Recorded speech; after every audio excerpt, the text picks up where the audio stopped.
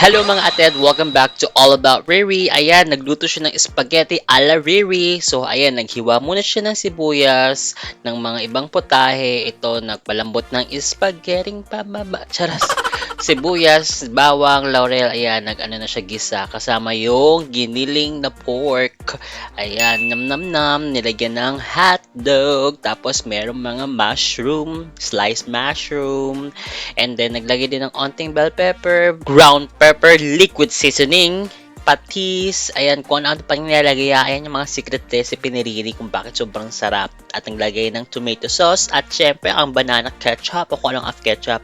Hindi ko alam kung ano ang puti na yan, pero alam ko naglagay siya ng sugar.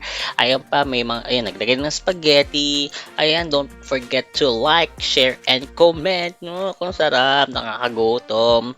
Don't forget to follow All About Riri. Ayan, naglagay pa ng cheese. Nom nom nom. Thank you.